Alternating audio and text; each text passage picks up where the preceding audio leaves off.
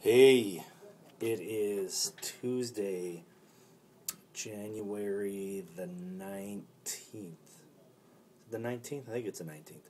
Anyway, it's Tuesday. And yesterday we looked at colliding.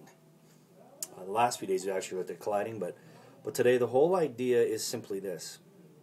So we talked about looking at the past yesterday and how we need to look to the past to figure out the present and the future.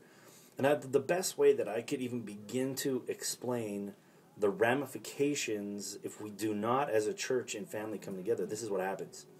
A parent came to me on Sunday morning as I was sitting at the youth booth at our main campus, and I love this parent, and I totally respect this parent and her family. So I'm not trying to, say anything negative or put her down, but this is just the kind of perspective or philosophy that happens or has happened because of our history as a church and youth ministry and family. She comes up to me and she goes, Pastor G, when are we going to, get back to providing events and programming, weekly programming for our kids? And I basically said, we're not. And she's like, well, what do you mean we're not? And I tried to explain to her, well, we have the super groups, these community super groups that are more intended to be more like authentic biblical community, a place where kids can go in their community and love on their community, meet in their community, meet in a home away from the institution of church and feeling like an institution and feeling like every single word you have to use is Jesus and get the little stars on the board for saying the right things. When you have this community feel, it gives you opportunity to actually feel like you can go to a place where you can be who you really are. And you can bring your struggles, and you can bring your doubts, you can bring your friends who are struggling and who are doubting, and you can be real. And so I said that's part of what we're doing in terms of programming. But I think more importantly than that, if you guys want to do social events or have those sort of fun things, why doesn't that super group take the initiative to call another super group in town and get together and do something together? And she goes, oh, well, that's interesting. And I said, well, look at it this way. I said, I'm a pastor. And she's like, yeah. And I said, well, you know what? I feel called to pastor. And she goes, well, what is it that you do then all week? And so I tried to explain to her that for the past few months, all I've been doing on a regular basis is meeting with parents and families that are really having a tough time and they're struggling, whether it's relationally or emotionally or physically or marriages are falling apart or kids are just out of control.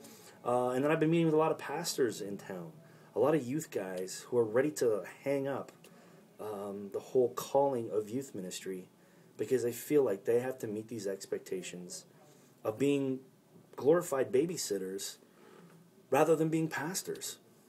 And you see, this is what happens when we separate church from family, is that church becomes just another place to outsource kids, to outsource our children. You see, when family and church doesn't come together, what we do is we forfeit the potential as church and as family as providing two very, very positive influences in their lives. And when parents just drop off their kids, they're really forfeiting their own opportunity and saying, church, make it happen. And that's one of the major, major ramifications and very dangerous results of this whole idea of youth ministry programming for kids and not bringing the family into it. And that's something that I've been talking about and talking to a lot of our staff, and particularly parents, is a whole idea of parents abdicating their responsibility of being the primary spiritual influence in their kids' lives.